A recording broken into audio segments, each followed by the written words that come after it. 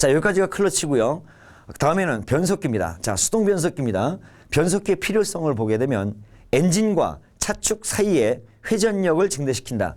여러분들이 1단에서부터 5단, 6단까지 갈 때 자동차의 속도가 빨라지죠. 그것은 회전 속도를 높이는 것이 절대 아닙니다.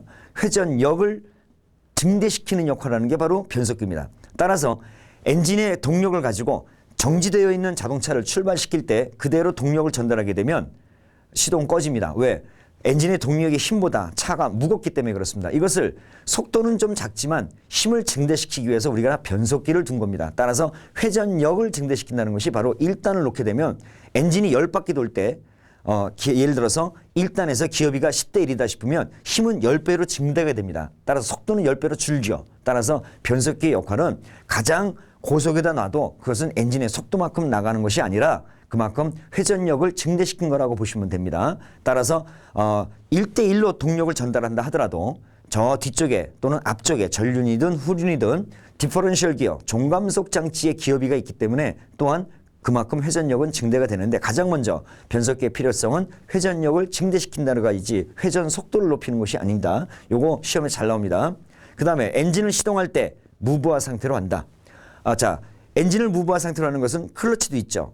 변속기에 동력을 전달하지 않는 클러치를 차단함으로 인해서 엔진을 무브화 상태로 하는데 또 하나 있습니다.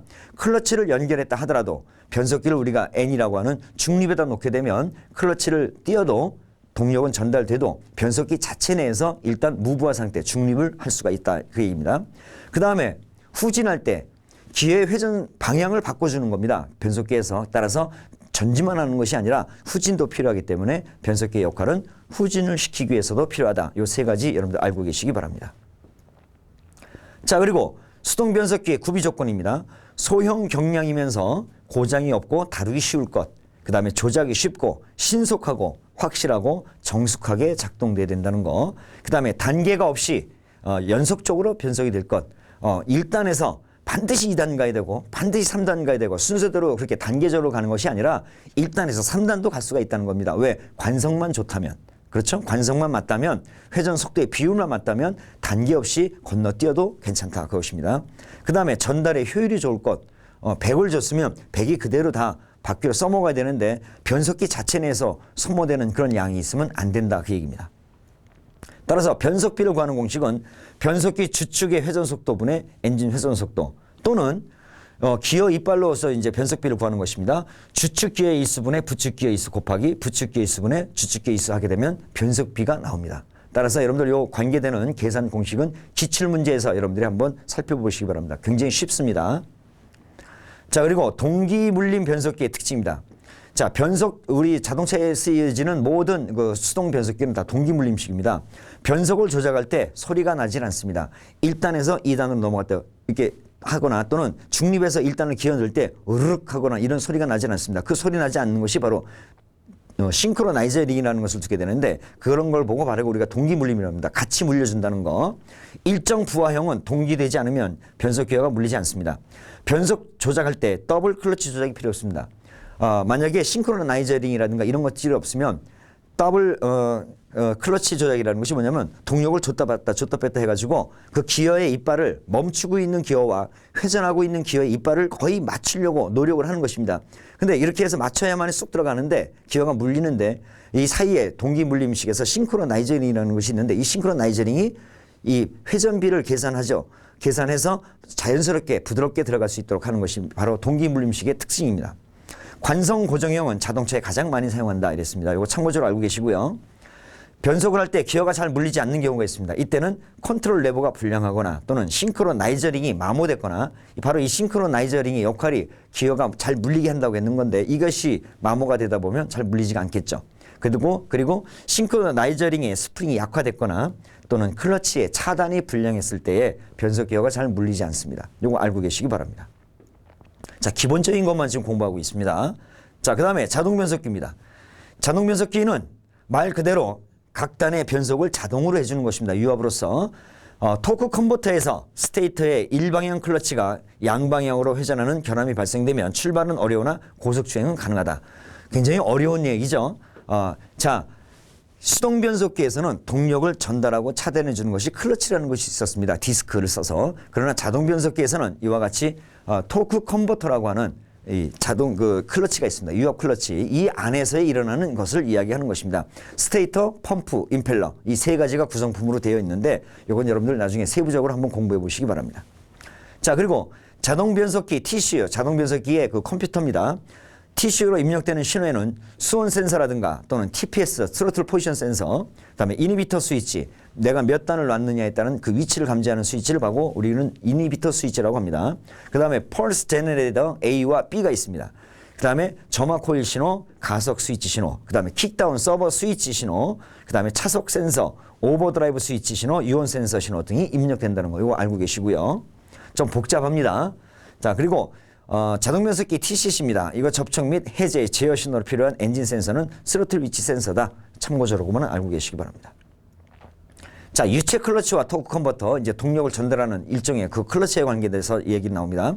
먼저 이 자동 변속기에 쓰여지는 클러치는 크게 두 가지로 나눕니다. 유체 클러치와 토크 컨버터. 하지만 이 유체 클러치라는 것은 아주 원초적인 클러치이기 때문에 현재 자동차에 쓰여지는 이 클러치는 유체 클러치라는 건 안 씁니다. 토크 컨버터를 쓰는데 기본입니다. 엔진 크랭크 축에 펌프가 달려있고 펌프 또는 임펠러라고 하죠.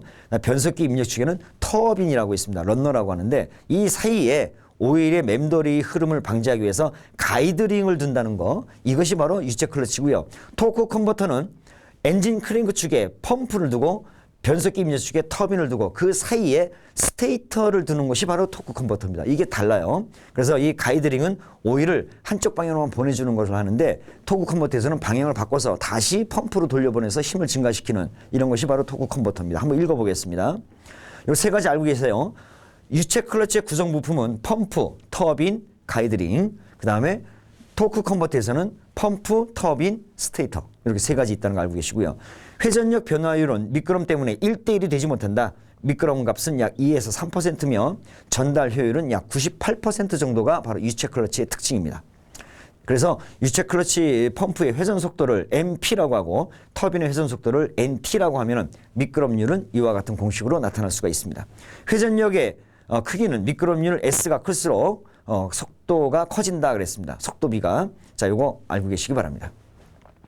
그 다음에 유체 클러치 특성은 속도비 감소와 함께 회전력이 증가하면서 속도비가 0에서는 최대값이 된다. 이 점을 바로 스톨 포인트라고 하는데 즉 스톨 포인트란 NT, NP의 어떤 그 NP분의 NT는 0을 말하는데 이 내용도 여러분들 이론적인 거니까 한번 알고 계시고요.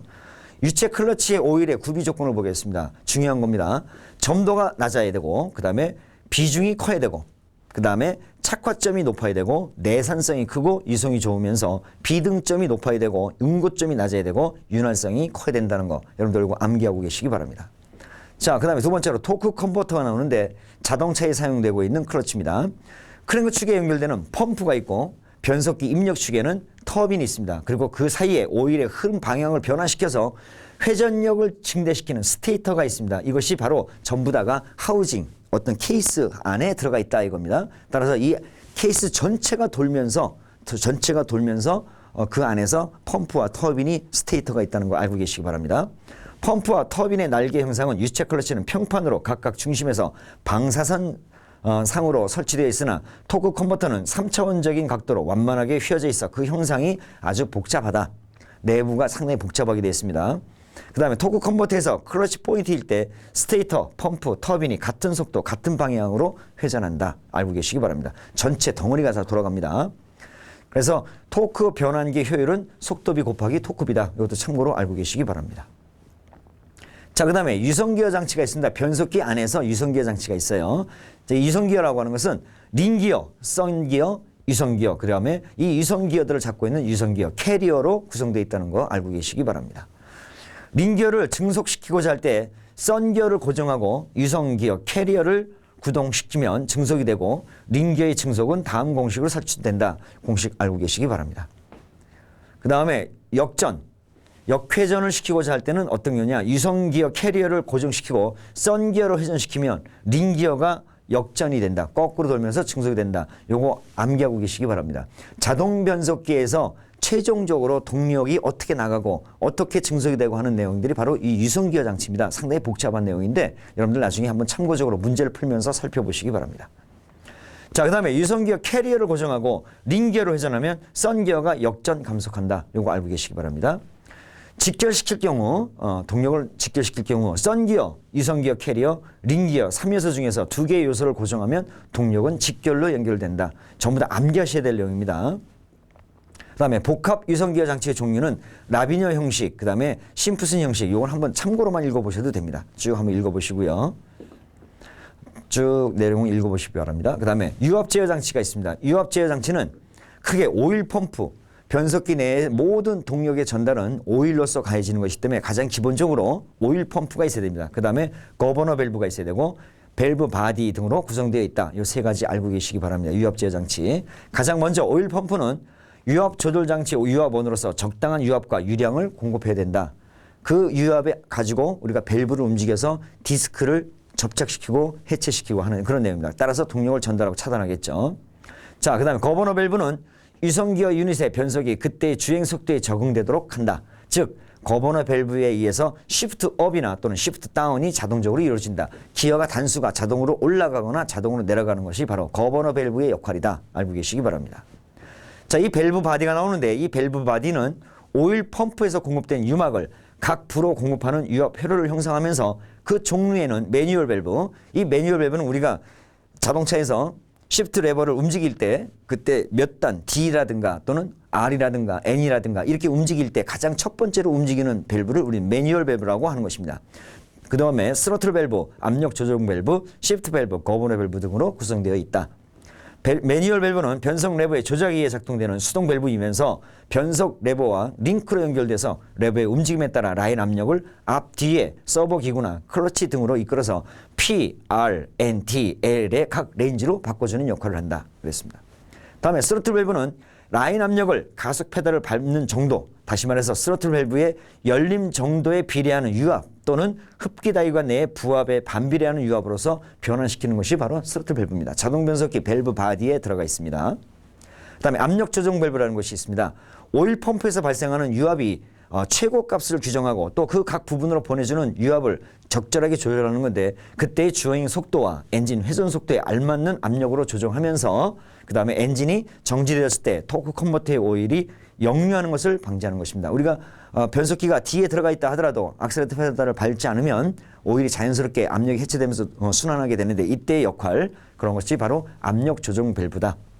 그 다음에 시프트 밸브가 있습니다. 이 밸브는 유성기어를 주행 속도나 또는 엔진의 부하에 따라 자동으로 변환하기 위한 것입니다. 요 각 밸브의 역할들을 한번 여러분들이 숙지해 주시고요. 그 다음에 어큐뮬레이터라는 것이 있는데 이것은 브레이크나 클러치가 작동할 때 변속기의 충격을 흡수하는 것이 바로 어큐뮬레이터라는 거, 요거 알고 계시기 바랍니다. 자, 그 다음에 전자제어 자동 변속기에서 전자제어 자동 변속기용 센서를 보게 되면 먼저 스로틀 포지션 센서가 있죠. 스로틀 위치 센서는 단선 또는 단락이 되게 되면 페일 세이프가 되지 않습니다. 따라서 이에 출력이 불량할 경우는 변속점이 변환되며 출력이 80% 정도밖에 나오지 않으면 변속 선도상의 킥다운 구간이 없어지기 쉽다. 스로틀 밸브 스위치의 위치 센서의 역할을 여러분들 알고 계시기 바랍니다. 그 다음에 이 히스테리시스와 킥다운 이것도 여러분들 참고적으로 한번 읽어보시고요. 다음에 수온 센서, 자동 변속기에서 수온 센서의 역할.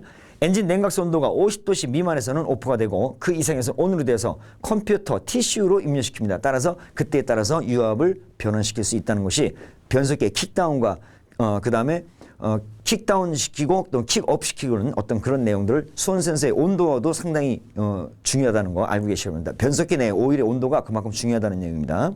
그 다음에 펄스 제너레이터 A와 B가 있습니다. 먼저 펄스 제너레이터 A는 자기 유도형 발전기로서 변속할 때의 유압제의 목적으로 킥다운 드럼의 회전수를 검출합니다. 입력축의 회전수, 그러니까 토크 컨버터에서부터 입력축이 엔진에서 들어오는 회전수를 검출하는 것이 바로 펄스 제너레이터 A입니다. 알고 계시기 바랍니다. 킥다운 드럼의 구멍을 통과할 때 회전수 변화에 의해서 기전력이 발생한다. 이렇게 톱니 모양으로 생겼는데 그 닫고 안 닫고 하는 신호로서 펄스 신호가 갔다 안 갔다 한다는 거, 요거 알고 계시기 바랍니다. 그 다음에 펄스 제너레이터 B는 마찬가지로 자기 유도형 발전기로서 돼 있는데 모양은 똑같습니다. 주행 속도를 검출하는 위해서 트랜스퍼 드리븐기의 회전수를 검출한다. 변속이 되고 동력이 나가는 회전수를 검출해요. 따라서 동력이 들어오는 입력을 검출하는 것은 펄스 제너레이터 A고 변속이 되어서 나가는 회전수를 검출하는 것이 바로 펄스 제너레이터 B라는 거 알고 계시기 바랍니다. 자, 펄스 제너레이터 A는 킥다운 드럼을, 펄스 제너레이터 B는 트랜스퍼 드리븐 기어의 회전수를 검출해서 이렇게 NB분의 NA를 컴퓨터에 연산해서 자동적으로 변속 단수를 결정한다 그랬습니다. 알고 계시기 바랍니다. 자, 그 다음에 가속 스위치 있습니다. 가속 페달을 밟으면 오프가 되고 놓으면 온으로 돼서 이 신호를 컴퓨터 TCU로 보내줍니다. 아, 악셀을 밟았구나 안 밟았구나. 이거에 따라서 오일의 변화를 바꿔줘야 되겠죠. 이것을 누가 해? TCU가 하는 것입니다. 컴퓨터로 보내서 주행속도 7km/h 이하, 스로틀 밸브가 완전히 닫았을 때 크리플량이 적은 제2단으로 유도하기 위한 검출기다. 가속 스위치의 역할도 그만큼 중요하다. 알고 계시기 바랍니다. 여기서 자동 변속기 전자재의 구성도 요거 한번 그림을 한번 살펴보시기 바랍니다. 이와 같은 신호를 갖다가 모두 TCU 컴퓨터가 받아서 여기에 따라서 밸브 바디에다가 밸브로서 다 조절을 하죠. 조절을 해서 최종적으로 기계적으로 마찰로 인한 동력 전달이 최종적인 엑셀축에 전달되게끔 하는 것입니다. 이 모든 것들이 다 컴퓨터가 제어를 하게 되어 있습니다. 자, 그래서 킥다운 서버 스위치 역할을 한번 볼까요? 이 킥다운 서버 스위치는 킥다운 될 때에 충격을 완화해서 변속의 감도를 좋게 하기 위한 것이며 3속에서 2속으로 킥다운 할 때만 작동되는 것이 바로 킥다운 서버 스위치라는 거 알고 계시고요. 그 다음에 오버드라이브라는 것이 있습니다. 이 오버드라이브 스위치가 예전에 자동차는 다 있었는데 요즘엔 없습니다. 요즘엔 다 자동으로 다 변하는데 이 변속 레버 옆에 OD 스위치라고 있습니다. 이 OD 스위치를 누르게 되면 오프가 되는 거고 이 손으로 놓게 되면 온이 되는 것인데 그 계기판에서 스위치를 눌렀을 때 OD 오프라고 램프에 불이 들어오는 차들이 있습니다. 예전의 자동차들 하게 되면 오버드라이브가 안 되는 것입니다. 이것은 한번 읽어보면 오버드라이브 스위치는 변속 레버 손잡이에 부착되며 온과 오프에 따라 그 신호를 컴퓨터로 보내서 온에서는 제4속까지 오프에서는 3속까지 따라서 언덕길을 올라간다든가 부하가 많을 때는 우리가 오버드라이브 되지 말고 엔진의 여유 출력을 이용해서 엔진이 돌아가는 속도보다 밖에 돌아가는 속도를 더 빨리 해서 힘은 없지만 속도는 증가하는데 언덕길을 올라갈 때는 힘을 요구하다 보니까 그만큼 단수를 내려야 되겠죠. 따라서 이때는 오버드라이브 하지 말고 조금 힘을 더 증가시키기 위해서 우리가 오버드라이브를 꺼야 되겠죠. 그때 레버를 누르게 되면 오프가 됩니다. 따라서 계기판에는 OD 오프라고 표시가 되는 거죠. 또 언덕길을 내려갈 때도 마찬가지입니다. 우리가 언덕길을 내려갈 때 엔진 브레이크를 사용하라고 했죠. 이때 고속 기어를 놓는 것보다는 약간의 저속 기어를 두는 것이 엔진 브레이크를 이용하는 거다 보니까 이때도 마찬가지 오버드라이브를 끄고 내려가는 것이 안전한 겁니다. 자, 그 다음에 차속 센서가 있습니다. 속도계에 내장되어 있으며 변속기 속도계 구동기의 회전 속도를 펄스 신호로 검출해서 펄스 제너레이터 B에 이상이 있을 때 페일세이프 기능을 갖도록 한다. 펄스 제너레이터 B가 고장나면 변속기 TCU가 지금 속도가 얼마로 가고 있지? 이걸 기억을 못하지 않습니까? 따라서 이때 속도기에다가 또 신호를 받아서 설상 제너레이터 B가 고장이 났다 하더라도 TCU가 제어할 수 있게끔 페일세이프 할 수 있게끔 두는 것이 바로 차속 센서다. 알고 계시기 바랍니다. 그 다음에 자동 변속기의 컴퓨터 TCU라고 합니다. 컴퓨터는 각종 센서에서 보내온 신호를 받아서 댐퍼 클러치 조절 솔레노이드 밸브, 그 다음에 시프트 조절 솔레노이드 밸브, 그리고 압력 조절 솔레노이드 밸브 등을 구동해서 댐퍼 클러치의 작동과 변속 조절을 하는 역할을 하는 것이 바로 컴퓨터입니다. 자, 그 다음에 이니비터 스위치라는 것인데 이것은 변속 레버를 P 또는 N 각 레인지 위치에서만 엔진 시동이 가능하도록 하고 하는 것이 뭐냐면 우리가 자동 변속기에서 N 또는 P에서만 시동이 걸리고 D 드라이브에서 시동 걸리면 안 되겠죠. 그때 시동 걸리면 자칫 차가 나갈 염려가 있습니다. 따라서 시동은 반드시 P와 N에서만 걸릴 수 있게끔 해주는 것이 되고 그 외의 스위치에서는 시동이 불가능하게 하며 R이나 또는 T, 후퇴 등 같은 거 이럴 때는 점등되지 않게 한다. 이거 알고 계시기 바랍니다.